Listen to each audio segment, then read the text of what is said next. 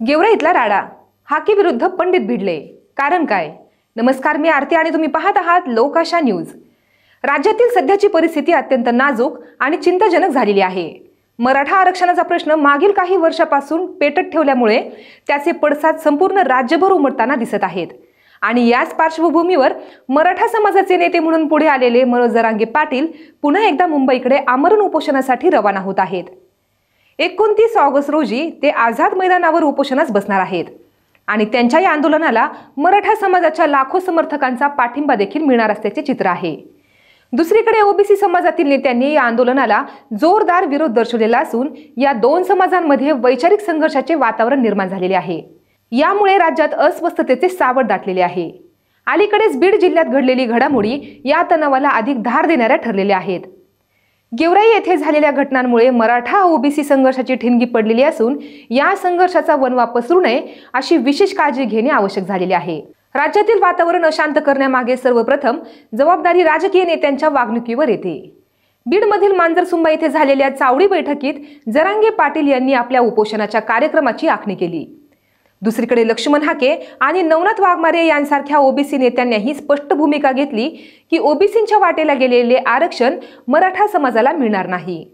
या दोन टोकाच्या भूमिका परस्परात भिडल्याने राज्यातील वातावरण अधिकच तापले आहे आणि या संघर्षाचे सर्वात गंभीर स्वरूप गेवराई येथे दिसून आले.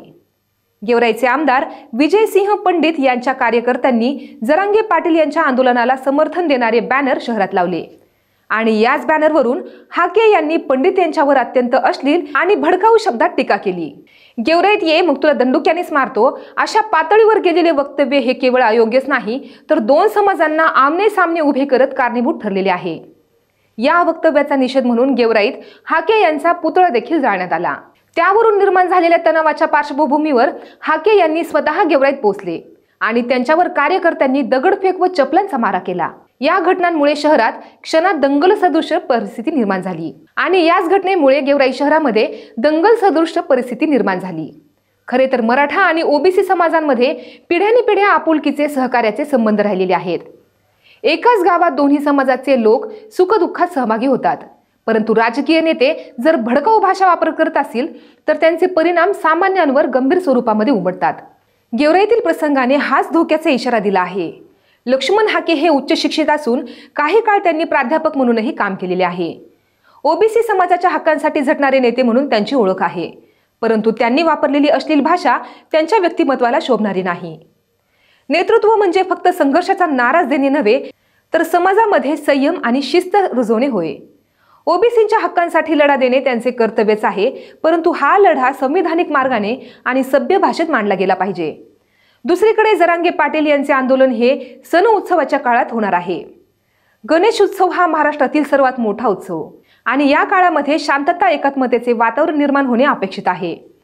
पण या पार्श्वभूमीवर जर आंदोलनामध्ये जराशीही गडबड झाली तर परिस्थिती हाताबाहेर जाण्याची शक्यता आहे.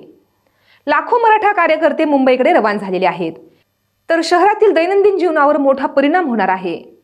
मुंबईसारख्या महानगरामध्ये वाहतूक, सुरक्षा व्यवस्था आणि प्रशासनावर प्रचंड मोठा ताण येणार आहे. सरकारने याकडे गांभीर्याने पाहिले पाहिजे. फक्त पोलीस बंदोबस्त पुरेसा नाही तर राजकीय पातळीवर मध्यस्थीची गरज आहे. दोन्ही समाजाच्या नेत्यांना समोपचाराने चर्चेच्या टेबलावर बसवणे आवश्यक आहे. अन्यथा ठिणगीचे वणव्यामध्ये रूपांतर होण्यास वेळ लागणार नाही. आज या दोन्ही समाजांवर कसोटीचा काळ आहे. कार्यकर्त्यांवरही मोठी जबाबदारी आहे, कारण छोटे मोठे प्रसंग हे तणावाचे केंद्रबिंदू बनू शकतात. दगडफेक, पुतळा जाळणे, चिथावणीखोर भाषा वापरणे या गोष्टी आंदोलनाला दिशा देत नाहीत तर राज्यामध्ये अशांततेचे वातावरण निर्माण करतात. या संघर्षाचा सर्वात मोठा फटका सामान्य नागरिकांना बसतो. सार्वजनिक मालमत्तेचे नुकसान होते. शेतकरी, व्यापारी, कामगार या सर्वसामान्यांचे दैनंदिन जीवन विस्कळीत होते. म्हणून दोन्ही समाजाच्या नेत्यांनी संयमाने वागणे आवश्यक आहे. लोकांच्या भावनांचा गैरवापर करून राजकीय लाभ मिळवणे हा स्वार्थाचा मार्ग आहे.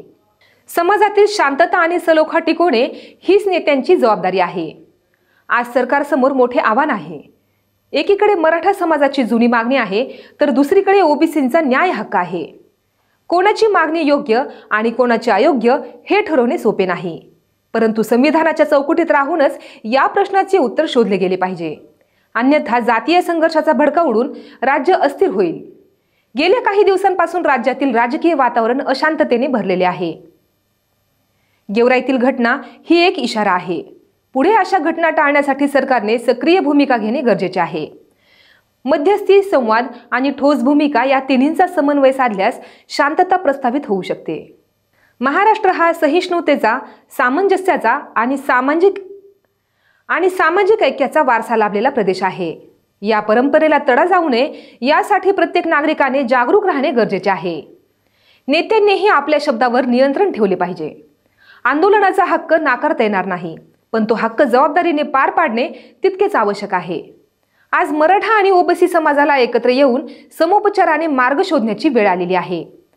कारण संघर्षाने कुणाचेही भले होत नाही, उलट समाजामध्ये दरी वाढते.